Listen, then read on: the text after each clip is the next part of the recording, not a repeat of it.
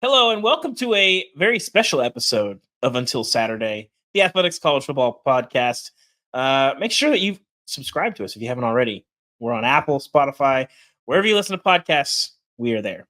And leave us a review, a rating, 5 stars, be nice. And if you've got some interesting things to say, you might show up in a mailbag podcast at some point very, very soon. For Sam Collins Jr., I am David Ubben. We got a very special episode today, and legitimately a very special episode. We'll call it a watch party, Sam.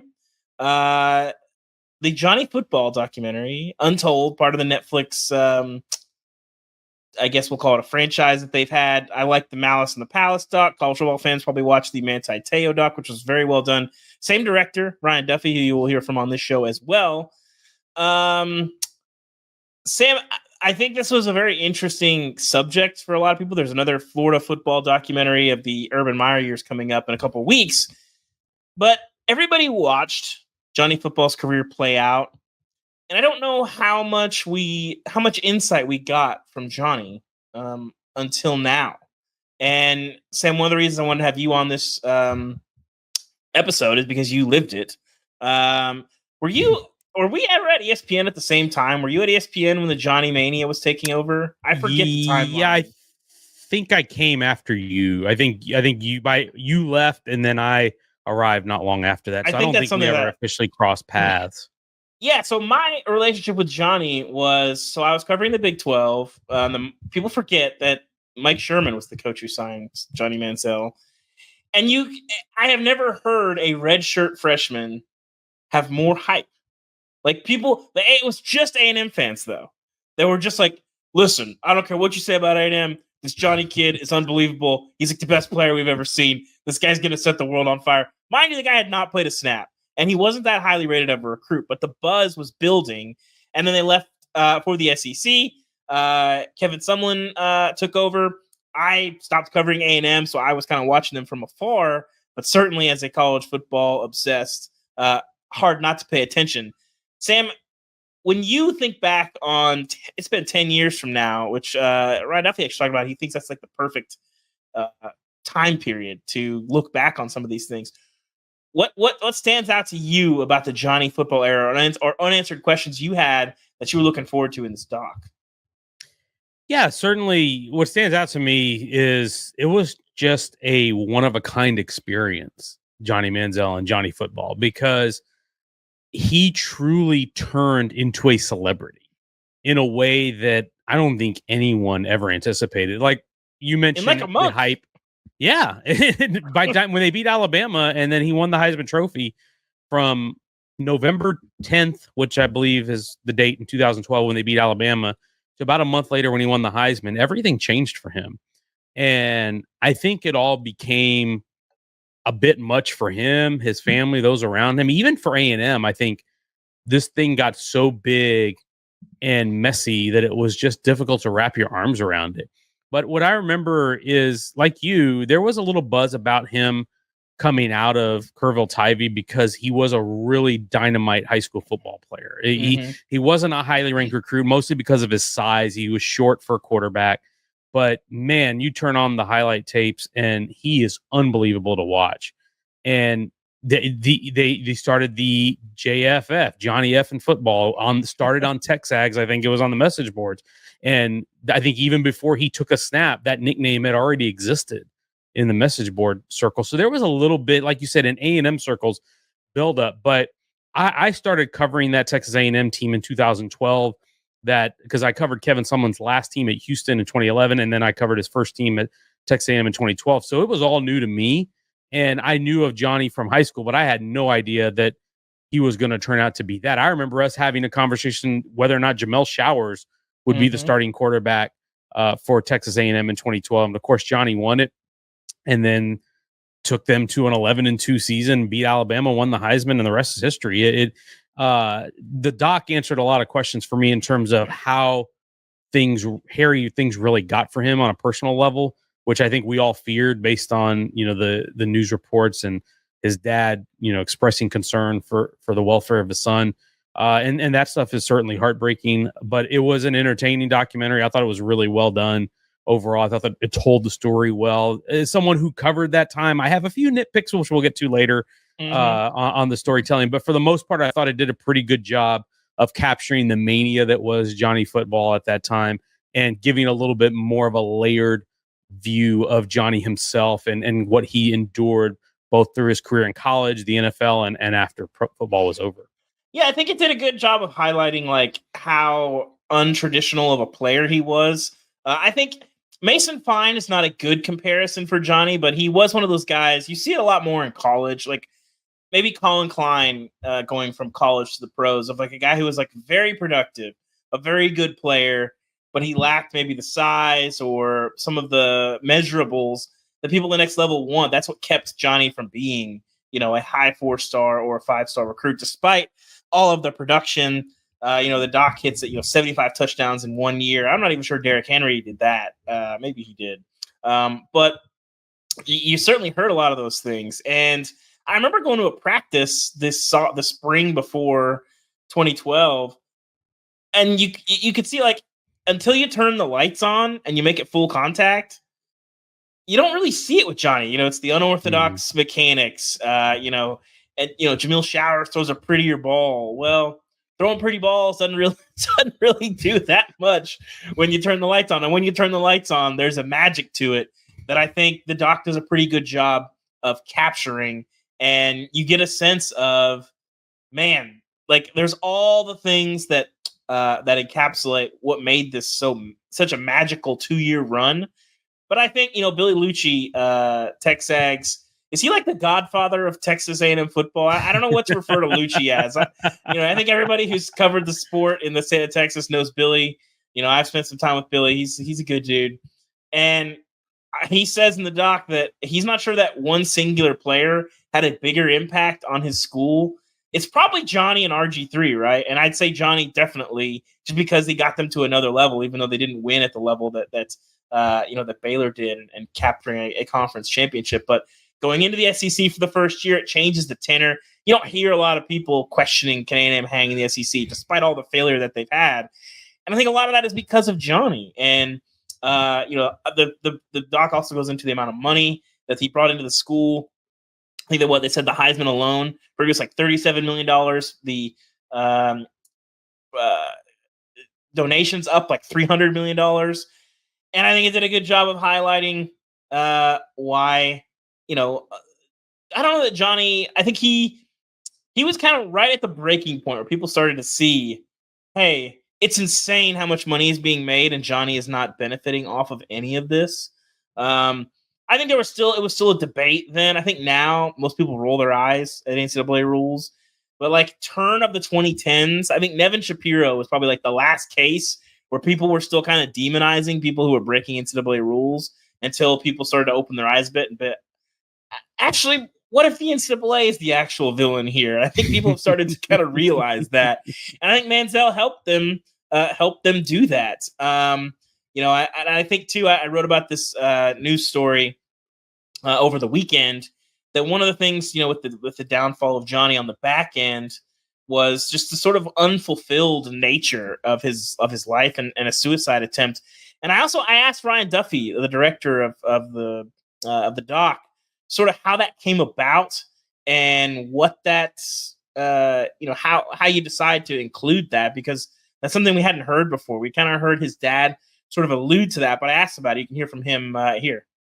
That came up, and sometimes things come up in that setting that you're not sure they're going to want to revisit when all the lights are on, so to speak. And it doesn't seem like he even considered that. He was pretty much an open book once he was comfortable kind of talking about that and rehab and the various other things that he's been dealing with over the last few years. It was a no-brainer to have it in the film because I think it really kind of solidifies a little bit of like what we all probably perceived as a struggle a little bit, but like the thing that I always got stuck on about Johnny is like there was this idea out there that like Johnny chose partying over the NFL. That's like something you actually hear and read, right? Mm-hmm. I don't know that it was that much of a choice. I think Johnny was dealing with something that was a little bit bigger than him and a little bit out of his control. And the idea that like he was just kind of having a great time going to parties with celebrities rather than reading a playbook is just like an overly simplified understanding of a pretty complex series of events that have to do with addiction and mental health, that, you know, the suicide attempt, the rehabs, etc., are pretty solid evidence of that. I think it's an interesting discussion, Sam, and Johnny talks about this a lot in the doc, especially when he gets to the Browns, that he has the Heisman Trophy. He is the first round pick. He has the giant, contract.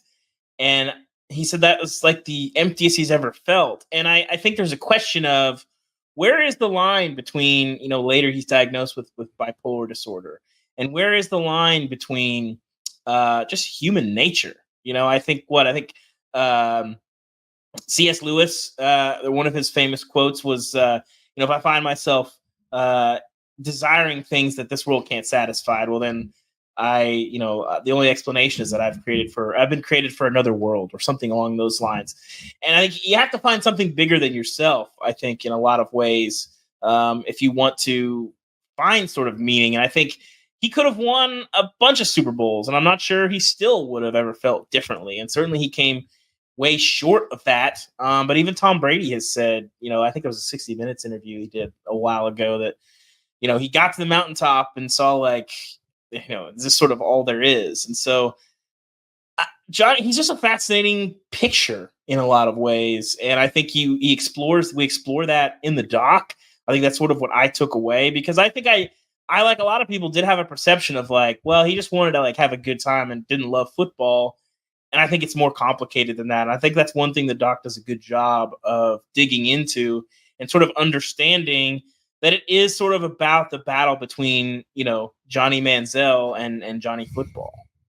Yeah, I three things I'll hit on there. I think you summed it up pretty well. But number one, I appreciate Johnny's candor in this documentary. And that's one thing I think has always been a hallmark of him, is when you do get Johnny, and granted, A&M did not give a lot of access to Johnny, especially his freshman year, because of Kevin Sumlin's no freshman policy. But one thing I always found over my time interacting with Johnny is that when you get to talk to him, he's pretty candid, and he pretty much tells you how he feels. And I always appreciated that about him, because whenever you did get the chance to talk to him, you could get into a discussion that had some depth and some layers to it. And I really admired that about him. He whenever you talk to him or spend time with him, he just feels like a normal guy. Number two, we're talking about a guy, and it struck me when we talked about this in the documentary, when they introduced him for that first press conference, Alan Cannon, the sports information director at Texas A&M, as he introduces him to the press for that first press conference before the week before the Heisman Trophy, he says Johnny's about to turn 20 on December 6th. And so when he won the Heisman and all this fame starts accumulating and coming his way, he was still 19 years old and turning 20.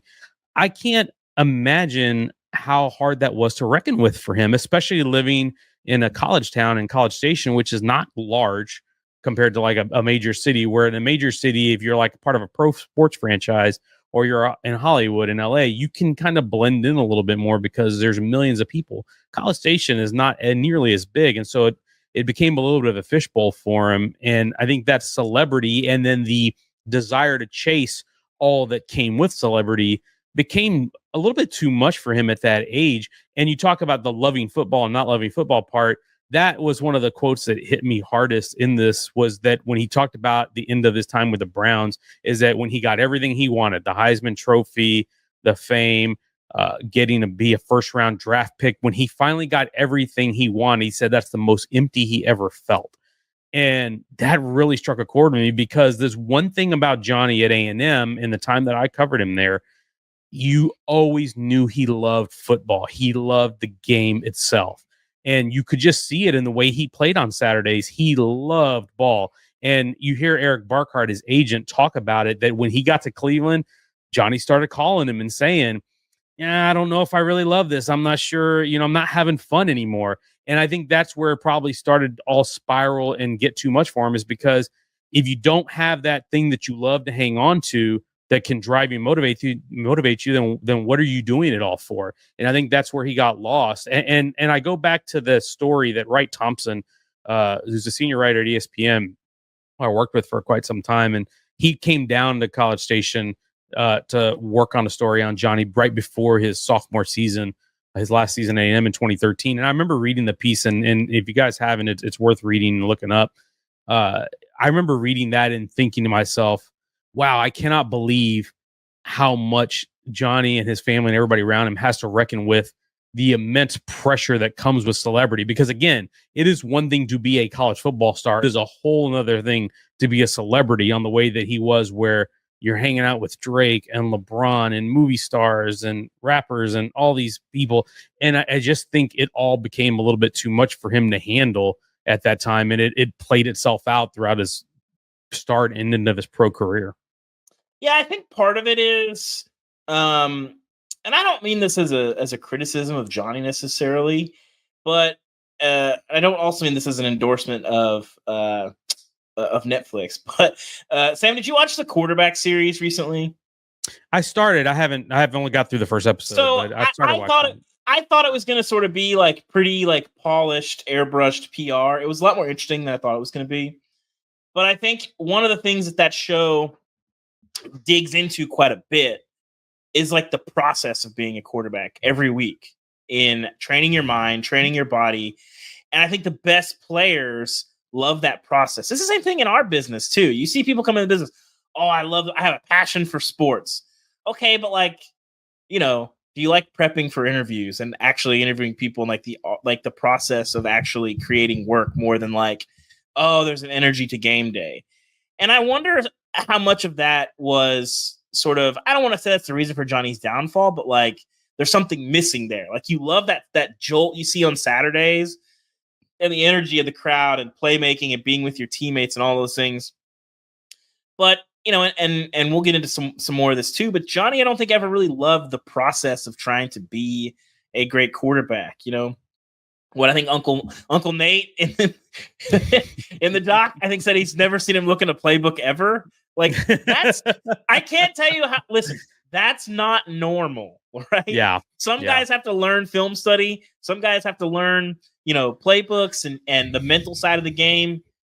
But like most of them figure it out at some point in college. But when you show up on the scene and you're sort of immediately this like sensation and doing all this stuff to SEC teams, I get why Johnny might be like, I don't need to do all that. I'm still killing it. I think I think the circumstances at Texas A&M, didn't help him a ton because and they talk about this in the doc. He came from a program at Kerrville-Tyvie that was very disciplined, and A&M it was a little bit looser in terms of the culture there. And Cliff Kingsbury runs an offense that is a little bit wide open. It's a little more simplistic. It's heavy on reps. It's the air raid style offense. The concepts are, you're not going to have a playbook this thick. It's going to be a handful of concepts repeated multiple different ways and multiple different formations. And Cliff, I say in some ways, I think Cliff was the perfect coach for Johnny at Texas A&M because Cliff kind of was Johnny when he was at Texas Tech. Cliff was the big man on campus at Texas Tech, and he was dating Britney Spears and Jessica Simpson and all this. And he was, not to the degree of celebrity that Johnny had, but he had a little bit of that elevated status when he was at Tech. And I think he admits it in the doc. He's like, hey, Johnny may show up. He was hungover after a night out, but we got to get him to walk through. And but he went out there and played on Saturday. And he told him, you better effing play good, if you're going to show up like that. And I think the circumstances that allowed him to just do what he wanted from Sunday through Friday and then show up and ball out on Saturday didn't prepare him for the NFL, where you can't do that. In the NFL, you have to treat it like a job. And I don't think at A&M, it's clear just by Johnny's own admission, the way he handled it is, I don't think it's certainly not in the second season, didn't really treat it like a job at A&M. And but to excel at the level that you're trying to in the professional, you have to. I think I'm not an NFL historian, and maybe we got to get like our guy Mike Sando or something on the pod. I don't think anybody can do that in the NFL. And even the way maybe it looks like Brett Favre did that at times, Like, I don't think anybody can just like, hey, you know, by the sheer force of my athleticism and talent, I'm just gonna like dominate. I don't think anybody does that. I don't think anybody in history has ever effectively done that for more than like 3 games or something. So it's, that's just not something that's done. But Johnny, obviously deserving of a documentary, one of the most fascinating chapters of college football, and a lot of untapped territory because we haven't heard a lot from him. He has kind of, he's, as by his own admission, living a quieter life in Scottsdale, whatever that sort of looks like now, and not really doing anything. And his sister in the doc, Mary, says like he's not in a place to do anything. I think he's sort of strategically timed some of these announcements. He's got a new bar opening up in Northgate. Doing a lot of different things now, like business wise, to try and capitalize off of like still a legend in Aggie land. That's never going to change. They're going to love him forever in Texas A&M. Yes, I don't think that. Like, I'm not sure what he could do to lose that. That will never happen. And Aggies, are as passionate as they come. But let's get into the doc a little bit, Sam. When you look at, in general, the MVP of this doc, the guy that you're gonna give the trophy to, non-Johnny division, who is the most compelling talking head in this doc? Eric Burkhart by a mile, by a country mile. Johnny's agent, Eric Burkhart, who also I believe was Cliff Kingsbury's agent, may still be. Kyler he's basically the air raids agent, essentially. That's right. So EB, as they call him, crushed it because Johnny's story is compelling on its own, but it was about, I want to say, a 5 or 10 minute stretch where they discussed the process of getting Johnny from his last game at A&M to the NFL Combine and getting to draft day. And that process where Burkhart goes through how they kind of approach the social media approach, how Johnny approached his training. He drug tested him 25 times during that process.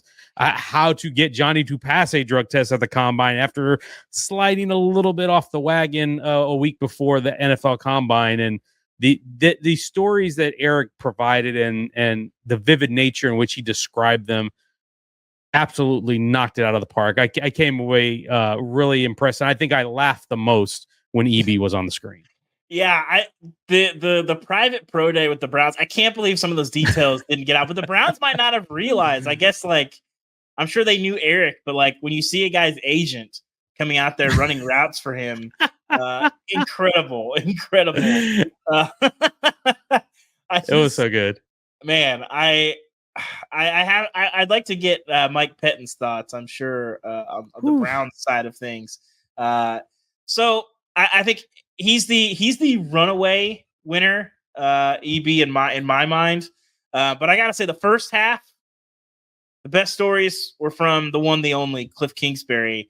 Usually relatively terse, a bit more loquacious, if you will, in sort of telling it. Okay, we all kind of knew it wasn't going super smooth behind the scenes at A&M, that they couldn't really get Johnny under control, and maybe that was sort of part of his magic. But Cliff providing some insight into, hey, yeah, like he's showing up like hungover, sweating to a walkthrough before we have a road trip to was it the Mississippi State? Ole Miss game? Mississippi State. It was after the Scooby-Doo Halloween picture surfaced. Yeah. So like just Cliff providing some context. And I thought it was very interesting. Billy Lucci talking about after the arrest, which I remember that, was that in the spring? That was in the middle of summer. Actually, I think it was right 2 days before I took the job at the A&M beat. I think I started on July 2nd. I believe Johnny got arrested and the shirtless mugshot popped up on June 29th. So we didn't really have a context for it, but Cliff telling Billy Lucci, he's the guy, right? Like they knew. As much as there was talk about Jamil Showers and all this stuff, like obviously it was going to be Johnny, and probably a good call. I think Cliff Kingsbury might know a thing or two about quarterback development and assessment. It's a little bit. Just a thought. I don't know. I think he might have seen a few good ones come through Certainly Uncle Nate. Strong. The best. I'll put this in the best moments as we get into the best moments of the show. Nate talking about how they came up with the idea that Johnny Manziel's family was independently wealthy from generations ago. I didn't know that. Did you know that was a lie still? I did not. True. No, I did not know that was not true because it was written, and I think his father, Paul Manziel, the Wright Thompson story that I referenced, Paul is quoted in the story as saying it's not Garth Brooks money, but it's a lot of money. Yeah. In terms of the Texas oil fortune that the family had and came from. So he's on the record saying it. And in the doc, they show Johnny talking, I guess I assume with a reporter, talking about, I have come from a family that's blessed and fortunate to have afford such things or whatever. And so because they just came out and said it. The family just came out and said those things. Yeah. So it's probably us on us reporters probably to need to do some background check. I guess they tell you you're a journalist. If they tell you it's raining outside, you better go out. The first thing you do is go out and check. So it was funny. I did not know that was a creation of Uncle Nate. Uncle Nate was talking about, we came up with this brilliant idea, this brilliant plan. And I'm kind of rolling my eyes okay, let's hear it. And he's like, we just told people that he had a family fortune. I'm like, wait, so he did. I was like, and in retrospect, it really is a brilliant strategy. The idea was that they were trying to, Johnny talked about he's, having $100,000 in cash underneath his bed and talking about how they were doing these growing, escalating, what do we want to call these autograph sessions, I guess. But he got hooked up with the guy that did this for a lot of pro athletes. He's like, and it was pretty simple. He's like, they give you the key to the room. There's a bunch of stuff on the bed. You sign it all. You shoot a picture, and they text you the code to a safe in the room with a bunch of cash. It's a pretty clean way of doing things. I love it. And I love it. I think what in the College Football Hall of Fame Bad Cheaters, which the newest inductee, Tennessee football, I want to take some notes on how you do this, because they weren't giving Johnny money in a McDonald's bag. I can promise you that. It's a great scheme. It's a great scheme. There's no handoff. There's no photos. It was pretty well done. But that still made my head explode, because I'm like, so there's no oil money then? So there's no because that was a very accepted fact, because a bunch of people talked about it, and that might be the most interesting revelation of the entire doc, that they sort of just made that up out of thin air, and that's why Johnny had big wads of cash of where he was going. And then I also love the grandpa. Yes. And they show the grandpa. I love it. I love it. I think that's the only time he appeared in the doc was when his dad, Johnny was like, "Hey, grandpa, what if I give you $100,000 in cash and you just write me a check so that I can start using cards instead of just carrying cash around everywhere?" It's money laundering, baby. Gotta love it. And they show the grandpa, and the grandpa doesn't even say anything. They just show the grandpa, and he's just laughing. I love it. It was so well done. Kudos to Ryan Duffy for that one. Yeah, and it really was a good scheme. And again, I think you can call it cheating and call it whatever you want. These are victimless, and I'm not even going to use the C word, because they're not crimes. They're just creative ways of getting around an already unjust system. So that's what Uncle Nate said. He said we weren't breaking any laws. He goes, we were just not abiding by NCAA bylaws, and that's true. Yes, absolutely true. You could sign autographs for money, and guess what? If Johnny had been born 10 years later, he would have been signing autographs without it being against the rules. He would have been in a lot of commercials. He was ahead of his time. I think so. What's your other best moments? There was a great one involving Burkhardt, Sam. Yeah, the best moment for me was the NFL Combine drug test story, because he said that Johnny made it the entire 2 months or however long the period was that they declared for the draft and trained and did all this. And then he's a week before, he calls me and he's like, "Hey, EB, I messed up." It's how bad? And he's like, "We're at this party and there's all these rappers and these actresses, and I just don't know if I'm going to pass the drug test." And they're talking about making up a story, possibly because they drug test on day 2 of the combine. So we're going to say, we're going to get Johnny there for day 1 to go meet with everybody and do interviews. And then we're going to tell either Paul Manziel or Michelle Manziel, check yourself into the hospital with heavy heart or something. And so that way Johnny can fly back home to be with his family and his parents, and it doesn't look suspicious. And mom is getting a little frustrated and getting a little saddened by this whole thing. And then they're in the hotel room, chugging water and Pedialyte and testing Johnny's urine to see whether or not he's going to make it and whether or not he's going to pass the drug test at the NFL Combine. That whole sequence right there, just that was the most entertaining part of the doc for me. I think I have a good story idea that I don't think we'll ever be able to do, but just talk to every pro sports agent about the time they picked up the phone and a client said, "Man, I messed up. Give me your 5 best. Give me your 5 best. Man, I messed up stories you get when you get a call from a client at 1 a.m. Oh, or so worse, bad. like 8:30 in the morning. I'd like to hear those, but I think it did highlight somewhat of like. It was hard for me to relate to that because I think you have all these things in front of you. You only have to hold it together. I think it does speak to, there's not a lot of talk about in the film of whether or not Johnny is an alcoholic or whatever you want to call his propensity for like partying and doing all these things. Certainly there's the stint at rehab, which we'll talk a little bit about in a second, but I think I think it does hint at like how much of this was, how difficult it was for him to keep things on the track, even when there was so much on the line. Because once you're drafted, it really doesn't kind of matter what you do once you sign your contract. Like if you want to get to the second contract and have success on the field, it certainly matters. But you can lose a lot of money in that January to April mode. It's tough to make money, but you can lose a lot. And there was probably some exaggeration. They said if you fail a drug test at the combine, you can go from first round to undrafted. I don't think that's accurate. I think in Lyle Collins' case, you can get named as a person of interest in a murder trial and then go from first round to undrafted. But I have not seen a failed drug test or heard of a failed drug test going from a first rounder. I think you would have certainly fallen out of the first round. But at the end of the day, no, but we've seen it impact Laramie Tunsil. Remember the Bong video coming out. It certainly impacted him. Yeah. It didn't. You'll lose knock money him out of the first round, but he lost money. I remember Randy Moss a long time ago ended up falling in the draft because of a drug test, and so it can certainly impact how much you make. And the thing is it was very tenuous for Johnny because again, undersized quarterback, questions about commitment and whether or not he was going to be a real pro. And so getting him into the first round, which they ultimately did, he got picked 22nd.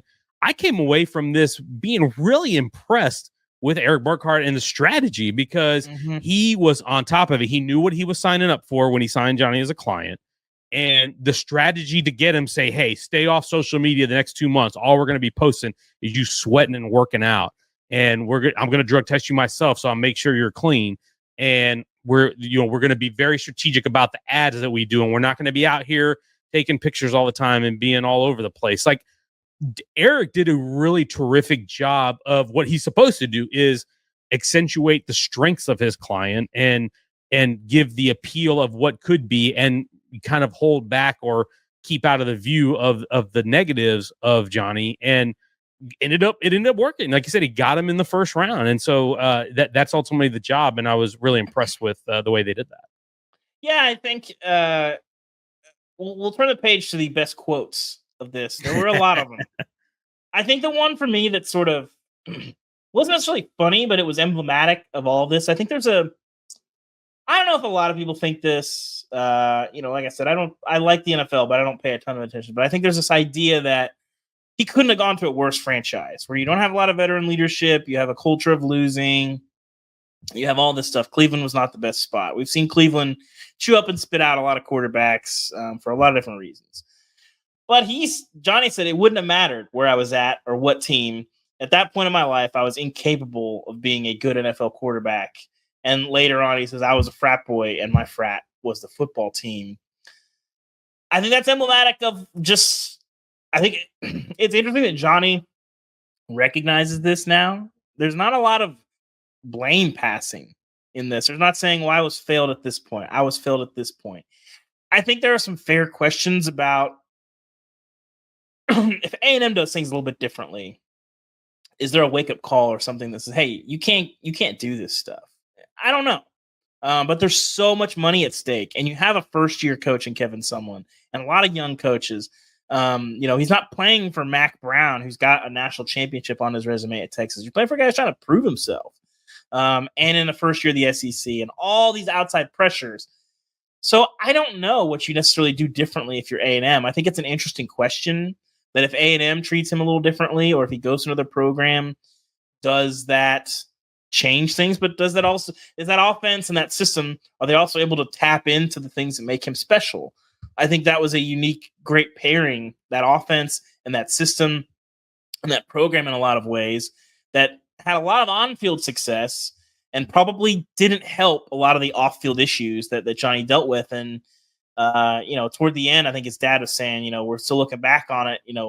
Was this great or was this not great? Or I can't remember the word that he uses. And he said, I think we're still up for debate a little bit. But Sam, what were the best quotes of the doc for you? I got a few. F your practice. I'm the best player in the country. That was special. Allen Iverson would be proud. I appreciated that. Uncle Nate saying, win or lose, we booze. At A&M, we have a saying, win or lose, we booze. And it was real true. Like that was terrific. The 19-year-old kid to have $100,000 stash, $100,000 in cash stuff under your bed. That was awesome. That was good.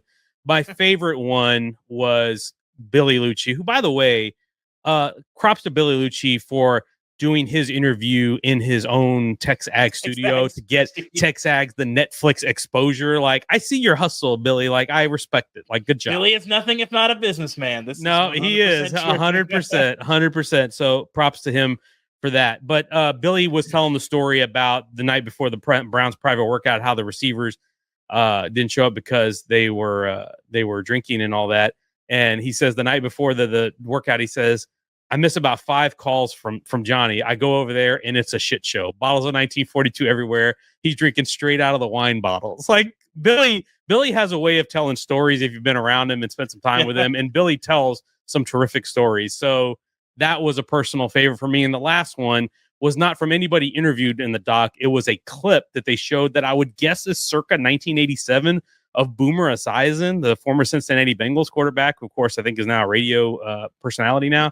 But there's a quote where he says, everybody wants to be a quarterback. Nobody's watching the nose tackle except the nose tackle's wife and mother. Like, wow, we're getting nose tackle strays in the middle of the Johnny Football doc from Boomer Esiason. So there was a lot of good ones, though. I will say one of the moments in the doc that I actually forgot about was when they announced that he won the Heisman, and they cut to the shots in Kerrville and they cut to the shots in College Station. That got to me. I was kind of feeling it in my chest a little bit. It was truly a why am I crying in the club type of moment, because it's like, listen, like that. But in a lot of ways, that's really what college football is about, man. You represent so much more than yourself when you're on the field. You represent your hometown, you represent your university, and all the alums that went there. The tie there is something special. It's one of the things that separates college sports from pro sports. There's a pride there that just isn't there in pro sports, and you don't see that same type of thing. I mean, those kinds of scenes in America are usually reserved for like the World Cup. You don't see that as much. Sometimes like when you see like NBA teams will host like watch parties, and that's only for some franchises that will do. Like the Bucks had a pretty good one. What Jurassic Park with Toronto did. But for an award that means so much, and I don't remember the voting that year. I don't think I had a Heisman vote that year. But I don't think it was particularly close. I think people knew it was going to be Johnny, and people still react that way.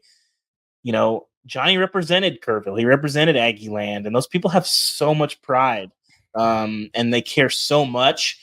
It just highlighted it for me. It stuck out to me. I was like, this isn't even like new footage. But it's just, that type of thing. I think you saw the watch parties outside the stadium at Tennessee, when they beat Alabama, same type of thing. Like, it's the thing that makes sports and in a lot of ways college sports really special. An interesting moment also, Sam, we should talk about. Jeremy Fowler catches a stray in I think you and I both know Jeremy a little bit. I haven't talked to him in a while, but I knew him when he was at CBS when he was covering college football. But Johnny talks about a rehab stay and sort of the celebrity, and he said he was walking outside and he sees a rental car drive by. But first of all, how would you know it's a rental car? I have a question about it. And he's looked in here. He's like, Jeremy Fowler. I see it. You have a big Enterprise sticker on it. I'm very curious how this doc will be received by people. For me, so I got to we got screeners from Netflix. I watched this while I was on vacation a couple weeks ago. I hooked you up as well, Sam, so we could talk about it. Solid. Listen, it was, but like for me, the suicide attempt obviously was very newsworthy. But if there's another thing that's probably going to get churned through the internet aggregation machine, people like to yell at reporters. And I think there's a lot of context missing from that I don't really have answers for, of like, where was this rehab? How private was this rehab? And I think driving by a facility to get a sense of it is not I think Johnny sort of villainized Jeremy a little bit, and maybe a way that may be fair, may not be fair. I don't know, but it was interesting. I think as reporters, we've all done stuff or gone places that on paper may not look great, but it's just to gain a more totality and context in the picture. So that'll be interesting to see how that. I'm just interested to see if there's other things out of this that people pull out. But I think that Jeremy Fowler moment will get people talking a little bit. Yeah, definitely. I definitely cringed a little bit when I saw that. But and you're right. As reporters, we've all been put in situations where we had to go find somebody. I will say, and we don't know the context. We don't know what was the context. Did he need to get a view of the place, or was he actually looking for him, or what was the situation? But I will say it just made me cringe a bit, because when you're talking about somebody in rehab, they're clearly struggling with something. And to me, we already knew he was in rehab, or at least I would assume at the point that Johnny spotted him, that we knew he was in rehab. To me, that I think this becomes part of the problem when you become a celebrity, when it's not just a football player, but when you become a celebrity to the degree that Johnny is. I think the public just in general feels entitled to certain details of your life. And I don't know that this necessarily, we need all of that, but it's just kind of accepted in the culture, I guess, is that, we're going to find that out. It's this reason why TMZ exists. And, they have cameras in front of, celebrities at any given moment. And I just personally didn't love it. But again, I don't have all the context, so it's kind of hard for me to judge in totality. But I certainly understand those who will see it and say, hey, that's really not cool. Because I would say in the same circumstance, like I wasn't covering Johnny at that time because I just cover college football. I don't cover the NFL. Yeah. But if I had, if my editor had said, hey, you got to go find his rehab facility, we'd probably have an argument about it. Because I'm like, why? Mm-hmm. Like as long as we can confirm he's there, or we know, through a family member or friend that he's there, I don't know what the point is of going to get him or going to see him there. There's a lot of context. I'd like to hear Jeremy's side of that personally. I don't think it matters that much, but I'm curious if people get mad about that. And that's the one thing I think I could see. Sam, let's talk nitpicks. And I got to start with my biggest one. There's there's not that many voices in this doc. There's family members, Cliff, Eric Burkhart, Johnny, Uncle Nate. That's kind of it. Am I forgetting anybody? No Kevin Sumlin. Family. No Kevin Sumlin. Mm-hmm. No teammates in college. No teammates in the. That's my nitpick. We didn't hear from a single teammate in Aggie land, in Cleveland, and that's. I don't know how the administrator, whatever, editorial independence works with these untold docs. I know Manti Te'o had some control over his, I believe. But I think that's sort of it. I would not call this a work of PR necessarily. There's a lot of honesty here, and it's a very compelling watch. But I would have liked to have heard some other perspectives. I did ask Ryan Duffy about why he didn't include teammates, and he actually had a pretty interesting defense of it. If we can listen to that clip. Yeah, we were hoping to get Mike Evans. It became just a little bit of a scheduled thing. He was down at the A&M Hall of Fame. Mm-hmm. while we were there. Obviously, you can see him in a couple of the shots. And he and Johnny are still close. They had a remarkably close relationship. They still do to this day. Mm-hmm. So Mike would have been great, and we would have happily included him. Beyond that, it just kind of felt like, this wasn't as much. I think Johnny, the football player, is a little bit more of a well-known story. I think for us, it was a little bit more interesting to get some texture into Johnny, the family member, Johnny the brother, Johnny the son, and those relationships that carried through were a little bit more helpful in trying to understand him, because Johnny's career was so short. He was at A&M for a couple of years. He was in the NFL for, 3? I think those people knew him, obviously, and he maintains those relationships, but they knew him in Windows, his relationship with Paul, with Michelle, with the other folks in that doc sustained through his life and will continue. So it just felt like they were, in the limited amount of time and space we had, a little bit of a better vehicle for us to really get to know the guy off the field. So that's a pretty good defense, I have to say, because there is we did hear a lot about Johnny football and less about Johnny Manziel, so I'll hear him out. But that stood out to me because I would have liked to have heard, you have to check my timeline, but what is Miles, I don't know about Myles Garrett, but what does Brian Hoyer think about this? Or what is I don't know who's on the 2015 Browns, but what was your perception of this? And then wasn't Josh McCown in that room at the time? I think, or at one point probably he was a teammate with Johnny. I don't know. My brain has a very finite amount of information, and 2015 Browns roster, it's not cracking it. It's not cracking it. I have too much respect for myself to do that.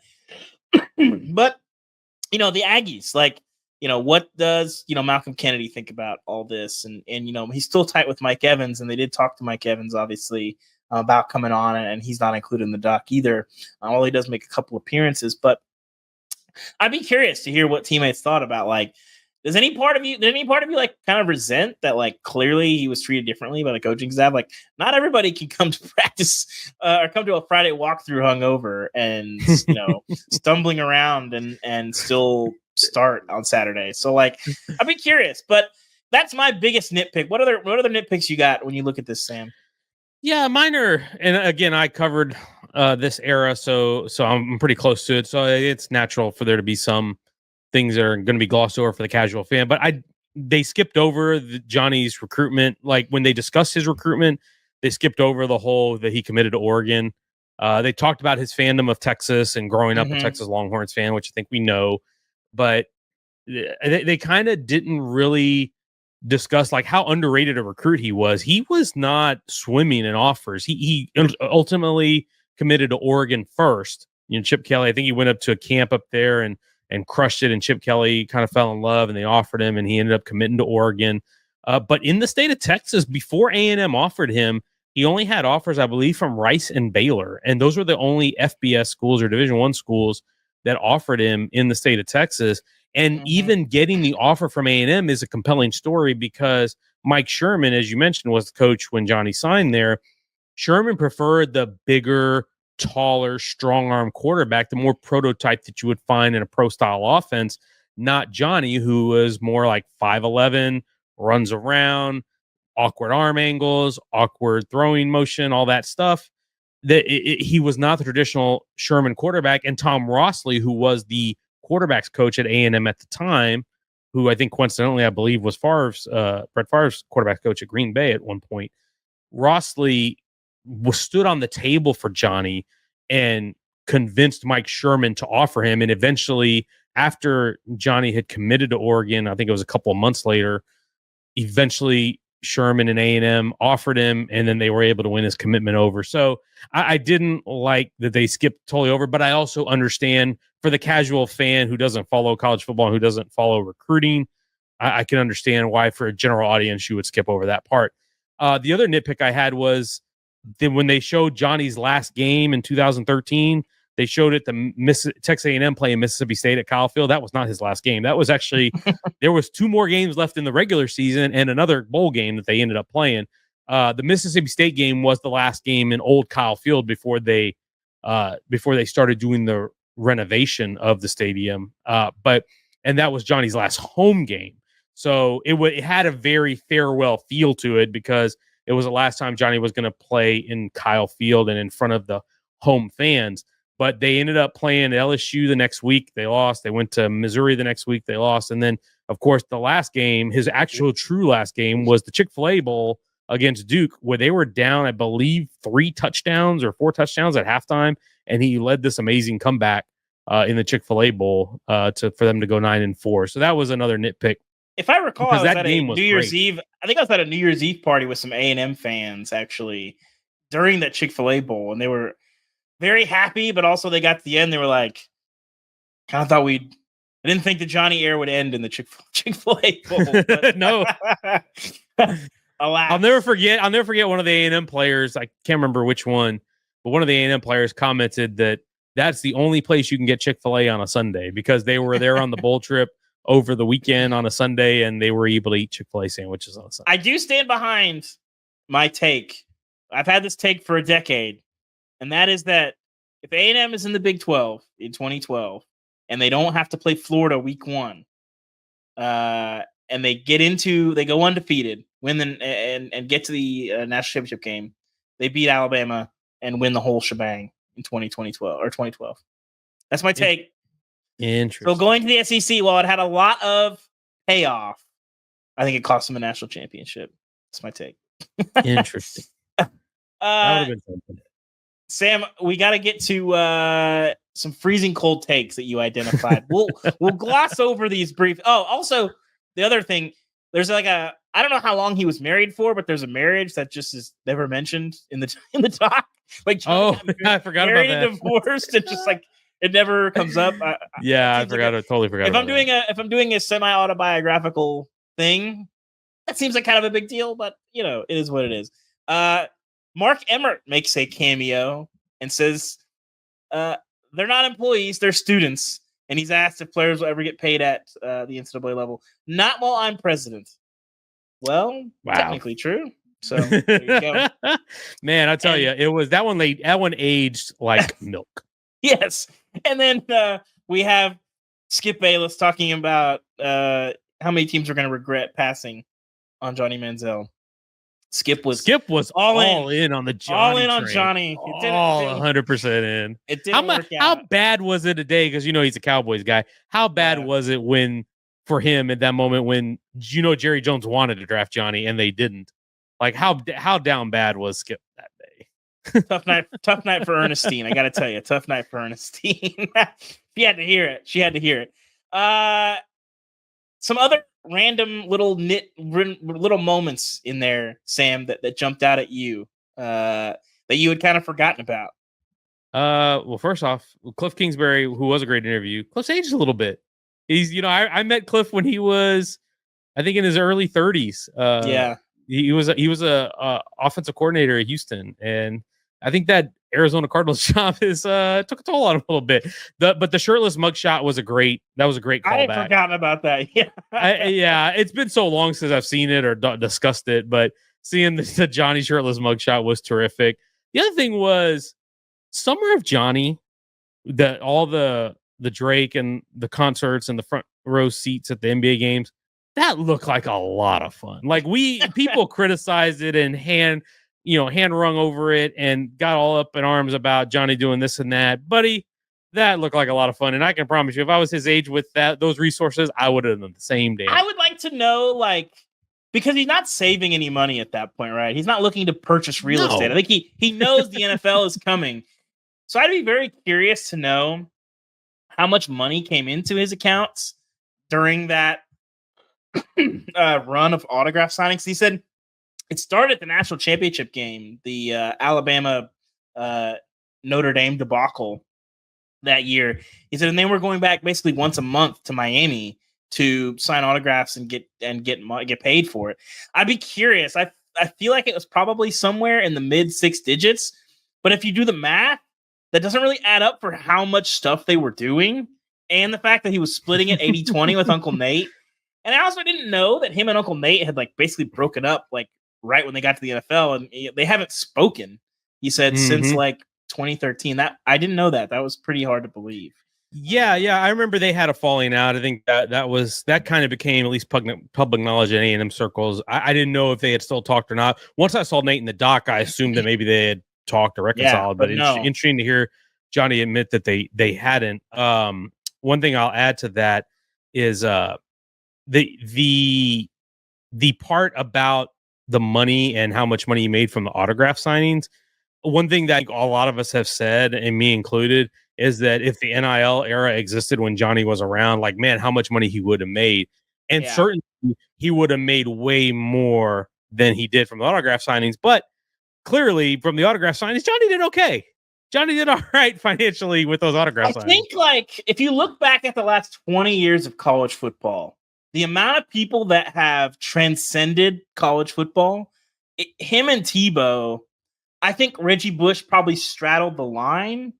Coaches aside, is there anyone else that even? I don't think Vince Young did it. He really only had the 2 seasons. I don't think Vince Young got to that level where just like your aunt's hairdresser who doesn't care about college football knows who that guy is. Right. Yeah. And like it's Johnny and Tebow. And I'm not sure in the last 20 years, like since the BCS era, there's been anyone else. And I think that's how you get into that upper echelon of NIL money.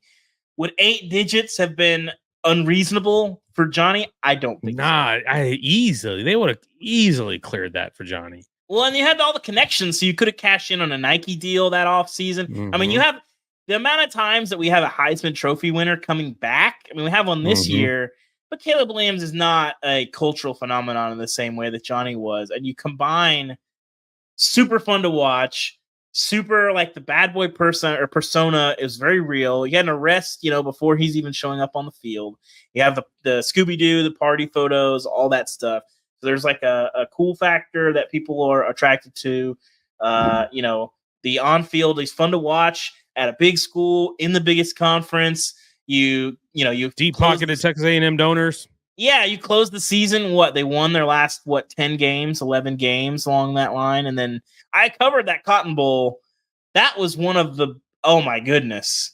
Destroyed Oklahoma. Was that Mike Stoops? Was that Mike Stoops or was that Brent Venables? I forget. I think that was Brent Venables. I think it was Venables was still there. Not great. They were dropping 8 against Johnny, and I think he ran for like 200 yards. It was absurd. He had one play where somebody had gotten blocked and they were laying on the ground and he literally hurtled them at like the 20-yard line. Like it was like a kid on a playground. But Sam, before we go, I think it's worth mentioning that like that 2-year run outside of that, and A&M certainly not the talking space in the same way in 2020 because they got that week 2 or week 3 just butt kicking from Alabama. But that 2012 and 13 range is the sort of the peak for A&M in the last, I don't know 30 years since 98. Since 98 when they won the conference in the Big 12. You wrote about this offseason. A&M is one of the great mysteries in college sports because you anybody who's close to this sport, you need passion, you need money, you need facilities, you need access to talent. A&M is not missing any. You need a great coach. A&M is not missing any of these things. And yet, they have never really been able to be the juggernaut. For people who maybe haven't been paying close attention or have wondered the same things, why don't we see more years where A&M is the story of college football? Yeah, it's a fascinating topic, and I did this story earlier this summer. It's called 6 Theories About College Football's Would-Be Elites, talking about what's holding Texas A&M back. And I think one of the biggest things is lack of administrative stability. Texas A&M, when you look at the programs that are the most successful, like Alabama and Clemson and Oklahoma, one thing that's a common thread through a lot of those programs is stability at the presidential level, stability at the athletic director level. And Texas A&M hasn't had that, not to the degrees that those elite programs have had. Georgia's had 3 presidents since 1998. A&M since 2004, I think, has had 6 and is now going on its 7th president, and that's not including the interim presidents. And then they've had 3 athletic directors ever since they've been in the SEC in 2012. And that upheaval, I think creates a little bit of a power vacuum, and it allows, some other influence to get in there. So that has been a little bit of an issue. I think the head coaching moves, not necessarily, I don't think it's ever been bad, but like the Dennis Franchione hire clearly didn't work out. But Kevin Sumlin did really, really well, and then they moved on from him. And then Jimbo Fisher had a good start for 3 years, and then hasn't really been able to kind of catch it back. And they've just not the timing on and the extensions. They've been very early to give extensions, which they gave them to Kevin Sumlin. They gave a huge one to Jimbo Fisher in 2021 before he even signed that number 1 class. And so they put themselves in a difficult position with that. And then the other thing that's interesting is Stephen McGee, who's the Texas A&M quarterback, had mentioned this to me, that he felt that A&M fans are not demanding enough of success. And when I say that is when they go, the way he put it is there's an acceptance of 9-3, that if we go 9-3, we had a great year. Whereas if you go 9-3 at Alabama, buddy, people are going to lose their minds. And I think there's a sense of, because they haven't won at a high level consistently, there's an acceptance of that when they do, okay, we've made it, and then it's going to stay this way. Where having a great season, I think, is one thing, but maintaining it year over year over year, that is really what is the true test. And they've really struggled to kind of put that all together. And I also do think the move to the SEC, while it brought a ton of financial benefits and benefits for Texas A&M football and their brand and the university, it also made their journey harder. Like they've been in the SEC West, which is probably the toughest conference to be a national title contender in, because you got Alabama and LSU. So even if you're A&M and you recruit a top 5 class, that top 5 class may be 4th best in the SEC, because Alabama and Georgia and LSU may have signed a class better than you. And so I think there's a lot of different factors at play. And some of it is just bad luck too. I think there's some of that too, but I think there's a little bit of everything in there that I think has added up and held A&M back, even though they have all the things that you want. Like you said, facilities, fan base, state, the recruiting footprint, all of those things, access to players, they have all the other ingredients you need. But I think some of those things that I mentioned are keys why they haven't really gotten over the hump consistently. Which leads us to the future, Sam. Is Bobby Petrino going to be the Renaissance bringer in Aggie land? I'm on board. I don't know if they're playoff bound, but I think he fixes things. Well, where do you stand on? Are we going to see this streak end? Yeah, I think I don't know, because I don't know how long term Bobby's going to be there. Like, is this a 1 year or 2 year thing? Is he trying to get an SEC head coaching job or a probably depends on how this goes? Job? Yeah, exactly. But I will say for this season, I think A&M has a chance to bounce back and make some noise, because if Jimbo clearly is going to not be the primary play caller, Bobby Petrino has said as much. It's him calling the offense.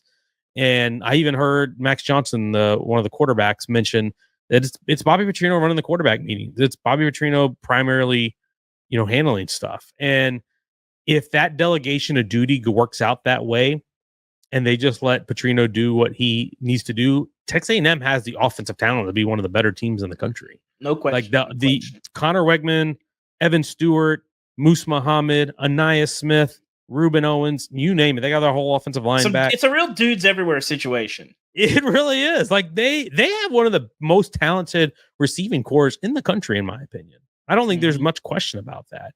And I think Connor Wegman's going to be a star. I'm a believer in him as a quarterback. But if Petrino's able to do what he can do and has done in the past, is design really good offenses that score a lot of points, and they can just make it an improvement defensively. They struggled against the run last year. Some of those guys will grow up, some of those young defensive linemen. I do think this has a chance to be a good team. The question is, can all the other stuff sort itself out? They had some discipline issues last year. Can they avoid some of that? Can Jimbo get a little bit more of a handle on this locker room? Can they be organized? Can they be disciplined? Can they do it week in and week out? Can they stay like this on a straight line rather than going up and down from week to week? I think that they need some consistency there. But Petrino, I certainly think, can make this team a factor in the SEC. I think that's the most interesting question I think about A&M is, if you're one of the heavy hitters in the NIL game, can it work? Can you pull everything together? Because I've heard from a lot of coaches this offseason, and certainly they have some element of watching A&M fail last year that they say it's not going to work. That you can bring talent in, but they're not as invested. And I don't know. I think time will tell. We haven't seen enough of it.